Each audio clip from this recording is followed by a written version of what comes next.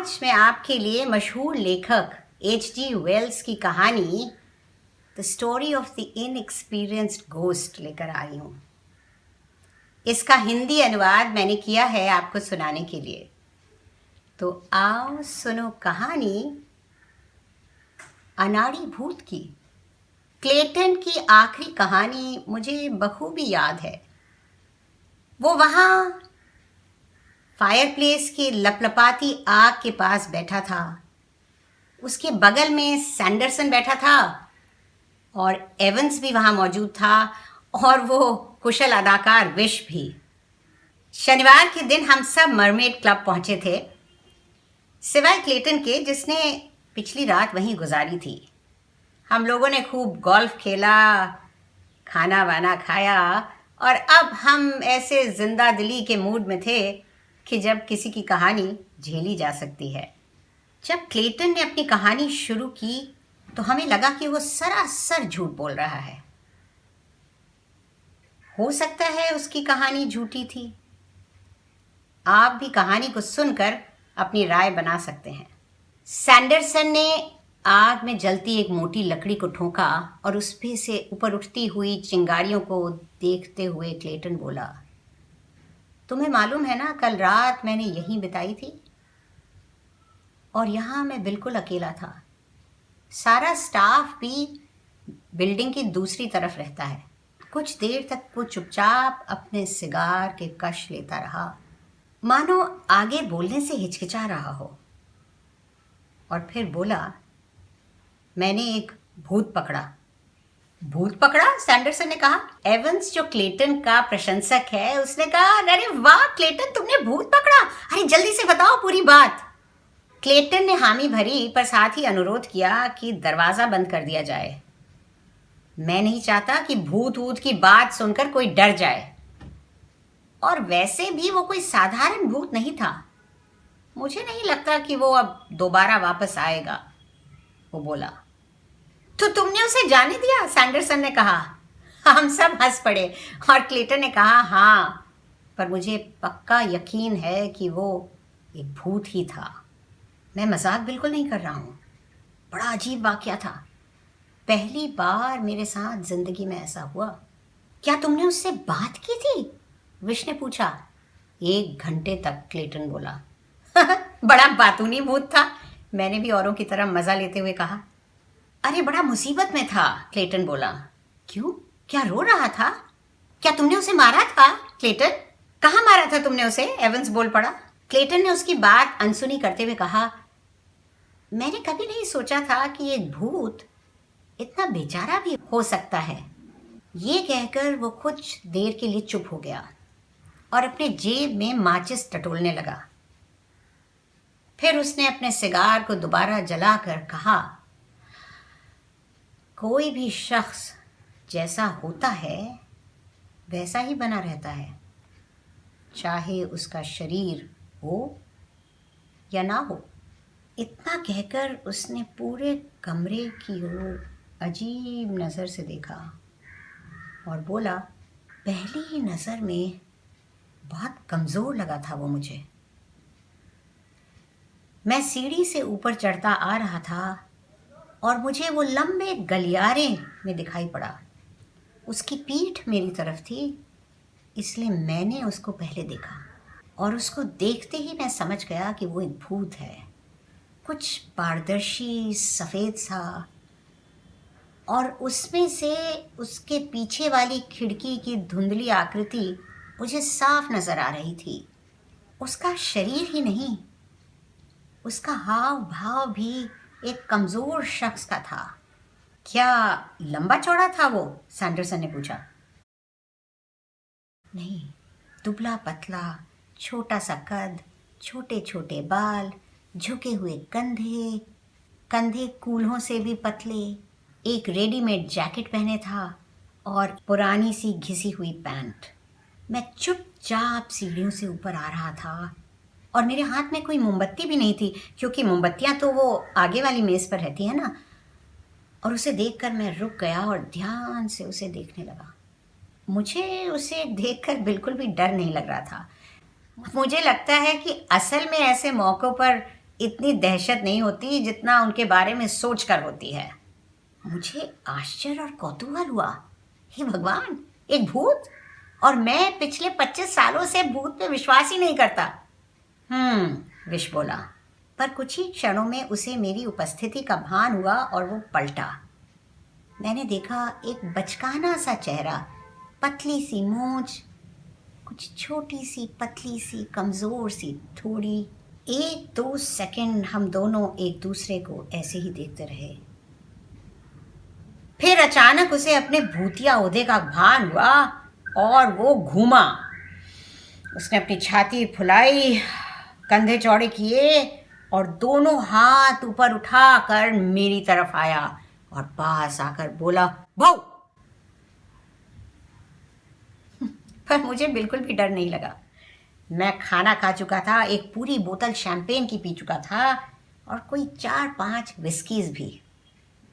मुझे तो इतना ही डर लगा जैसे किसी को अचानक मेढक देखकर लगे। भाऊ, मैंने कहा। बकवास, तुम यहाँ के नहीं लगते। क्या कर रहे हो यहाँ? भाऊ, वो फिर से बोला। भाऊ भाऊ छोड़ो, ये बताओ कि क्या तुम यहाँ के सदस्य हो? और ये दिखाने के लिए कि मैं उससे ज़रा भी डर नहीं रहा था, मैं उसके एक कोने में से हाथ बढ़ाकर मोमबत्ती जलाने लगा। वो एक तरफ खिसका जैसे मुझे जगह दे रहा हो और मायूसी से बोला, नहीं, मैं यहाँ का सदस्य नहीं हूँ, मैं एक भूत हूँ। तो फिर यहाँ तुम्हें घूमने का कोई हक नहीं है। क्या किसी से मिलना चाहते हो? तब तक मेरी मोमबत्ती जल चुकी थी और मैं वापस घूमा और उसे कहा, क्या कर रहे हो तुम यहाँ? उसने अपने हाथ अब तक नीचे कर लिए थे और एक कमज़ोर निरुद्देश्य नौजवान की तरह खड़ा था और बोला, मैं यहाँ मंडरा रहा हूँ। I am haunting. तुम्हें यहाँ मंडराने का कोई हक नहीं है, मैंने सख्ती से कहा। मैं भूत हूँ, उसने अपने बचाव में कहा। फिर भी तुम्हें यहाँ मंडराने का कोई हक नहीं है।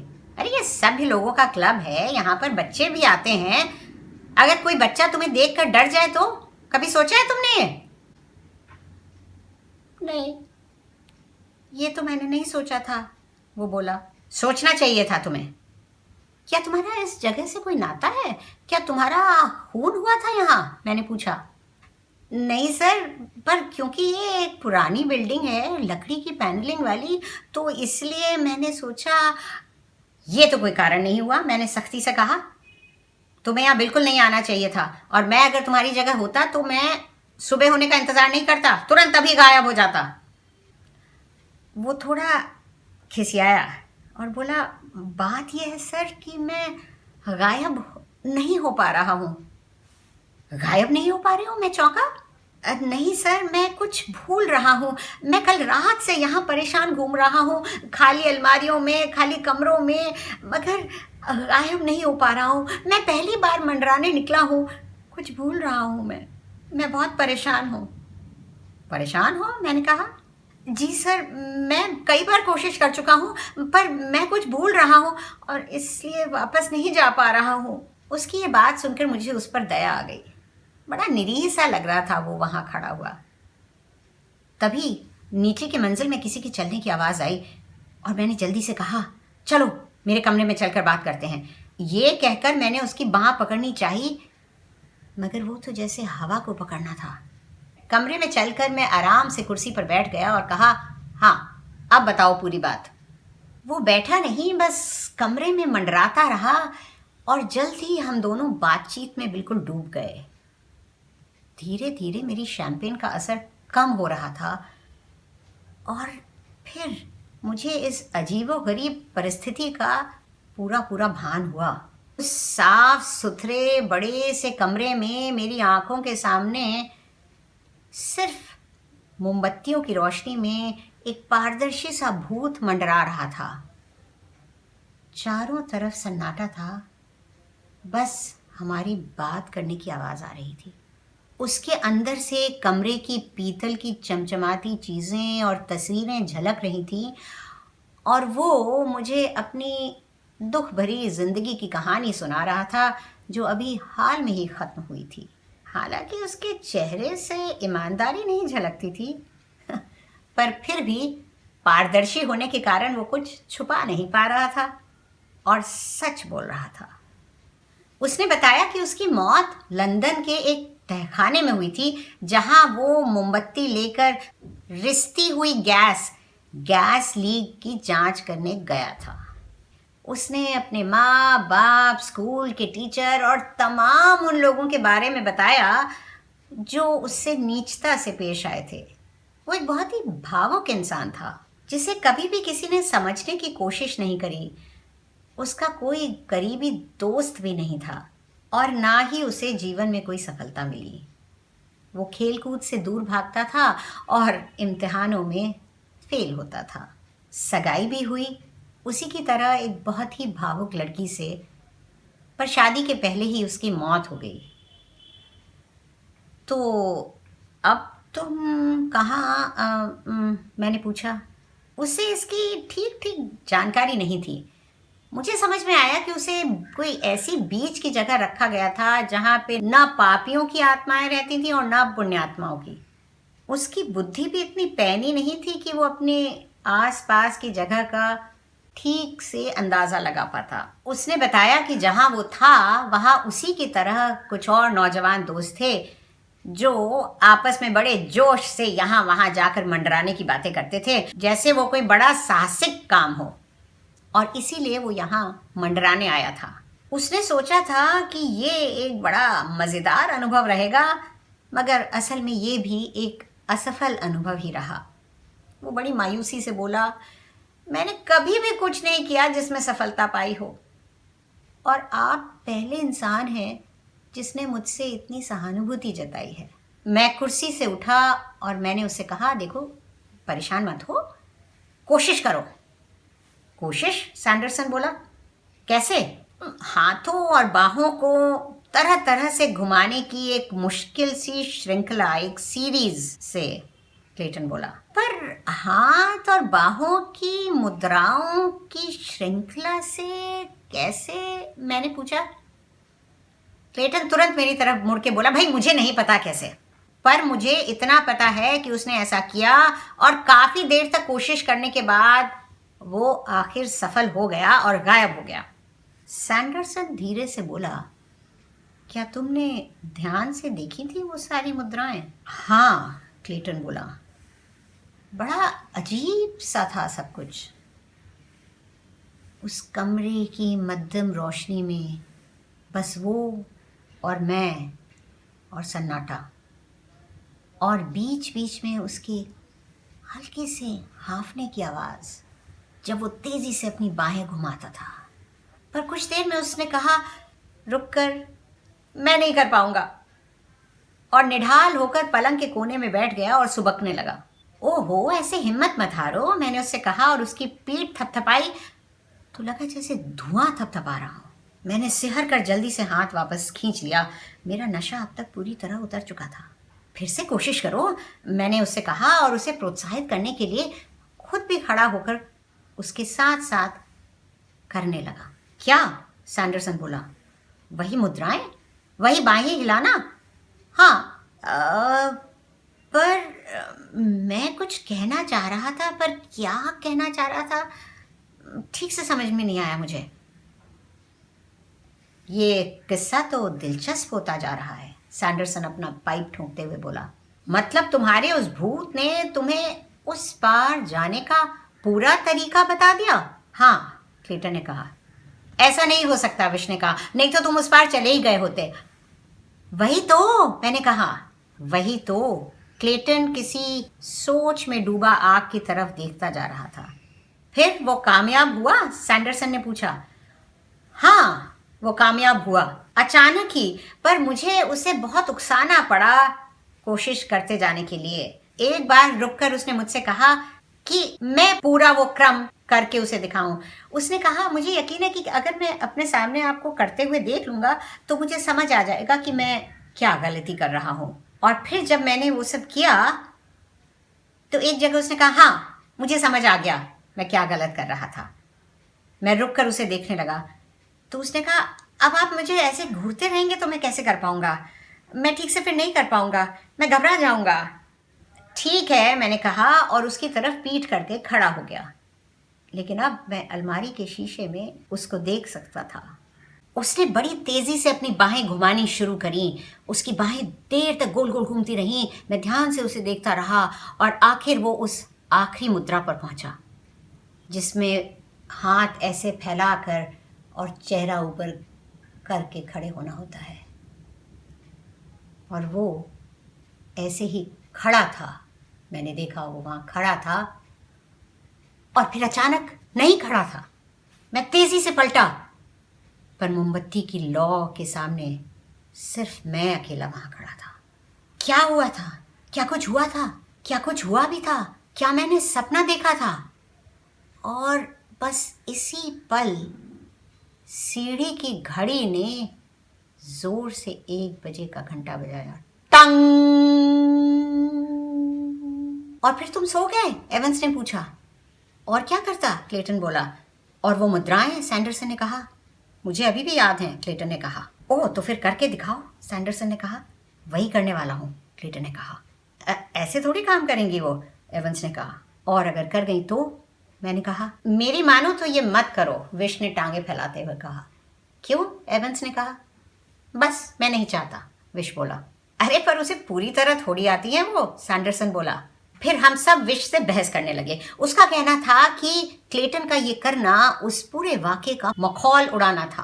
पर तुम इसमें विश्वास तो नहीं करते ना, विश? मैंने पूछा। विश ने क्लेटन की तरफ देखा जो लगातार आग में देखे जा रहा था। और फिर वो बोला, मुझे कुछ कुछ विश्वास है इस पर। क्लेटन, तुमने कहानी वाकई अच्छी गढ़ी। बहुत बढ़िया कहानी थी। पर ये तुम्हारे दिमाग की उपज है ना? मैंने पूछा। वो बिना कुछ बोले कालीन के बीचों बीच आकर खड़ा हो गया और कुछ देर अपना सर झुकाकर कुछ सोचता रहा। फिर उसने अपनी नज़र ऊपर उठाई, सामने की दीवार पर जमाई और अपनी बाहें घुमानी शुरू की। अब सैंडरसन एक फ्री मेसन है, लॉज ऑफ द 4 किंग्स का सदस्य, तो वो कुछ ऐसी रहस्यमयी बातों की जानकारी रखता है। वो ध्यान से क्लेटन को देख रहा था। बहुत अच्छे क्लेटन, तुमने वाकई सब कुछ काफ़ी ठीक ठाक किया। बस एक ज़रा सी चीज़ तुम भूल गए, वो बोला। मुझे मालूम है, क्लेटन बोला। ये ना? और फिर उसने अपने हाथों को कुछ विचित्र तरह से उमेट के मरोड़ते हुए धकेला। हाँ, यही तो वो ठीक से नहीं कर पा रहा था। पर तुम कैसे?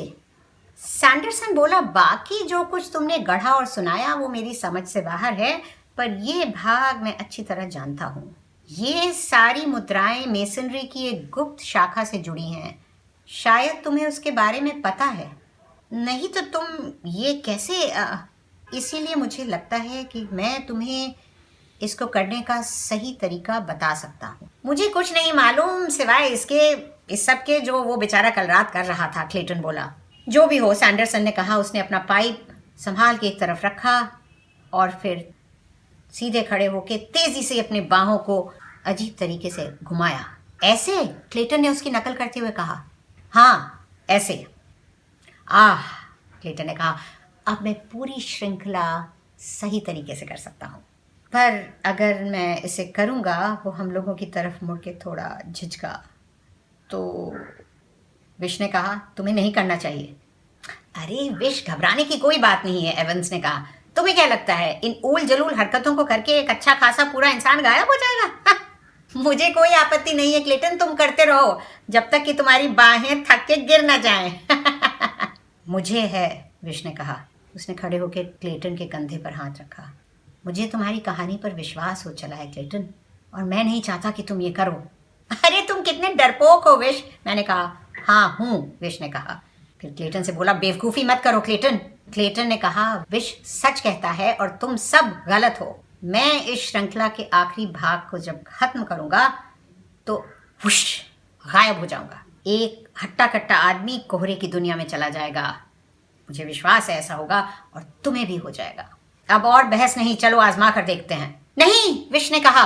एक कदम आगे लिया और रुक गया, क्योंकि क्लेटन ने तब तक अपनी बाहें घुमाना शुरू कर दिया था। अब तक विष के कारण हम सब बहुत सख्ते में आ गए थे और चुपचाप बैठ गए। हमारी आंखें क्लेटन पर थीं। एक शांत संजीदा माहौल में क्लेटन का झुकना, झूमना और बाहें इधर उधर फेंकना चल रहा था। मैं इतना स्थिर बैठा था मानो स्टील का बना हूँ। आखिरी मुद्रा में पहुंचकर उसे अपनी बाहें फैलानी थीं और चेहरा ऊपर करना था, ऐसे। और जब उसने ये किया तो मानो मेरी सांस भी रुक गई। बेहूदी सी बात थी, मगर रात के खाने के बाद एक पुरानी बिल्डिंग में भूतिया कहानी का असर और ज़्यादा हो जाता है।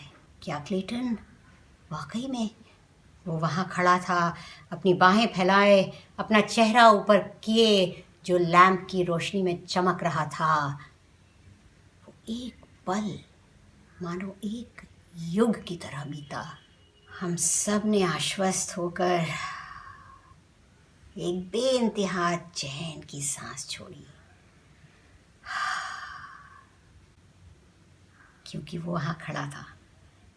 ये सब कुछ बकवास था, एक मन गढ़ंत कहानी जिस पर हम लोगों ने करीब करीब विश्वास कर ही लिया था। और तभी क्लेटन का चेहरा बदला। ऐसा बदला मानो लाइट हाउस की बत्ती गुल हो गई हो। उसकी आंखों की पुतलियां, उसकी मुस्कान मानो वहीं जम गई और वो वहीं खड़ा का खड़ा रह गया, हौले से झूमता हुआ। ये भी एक अंतहीन पल था। फिर अचानक हम लोग कुर्सियां खिसकाते, चीजें गिराते हुए उसकी तरफ लपके और उसे, तब तक उसके घुटने लड़खड़ाए और वो सामने की तरफ गिरा, पर उसके पहले ही एवंस ने उसे अपनी बाहों में पकड़ लिया। हम सब बिल्कुल हक्का बक्का रह गए। कुछ पलों के लिए किसी के मुंह से कोई स्पष्ट बात तक नहीं निकली। हमें यकीन था, पर यकीन नहीं भी था। मैं घुटनों के बल उसके पास बैठ गया। उसकी कमीज और बनियान को फाड़ दिया गया और सैंडरसन ने उसकी छाती पर अपना हाथ रखा। क्लेटन वाकई उस दुनिया में चला गया था जो हमारी दुनिया के इतना पास और फिर भी इतनी दूर होती है। पर वहाँ वो उस भूत की सिखाई हुई मुद्राओं की श्रृंखला करने से गया, या जैसा कि अदालत में कहा गया, मिर्गी का अचानक दौरा पड़ने से? ये एक ऐसी पहेली है कि जिसका जवाब शायद कयामत के दिन मिले।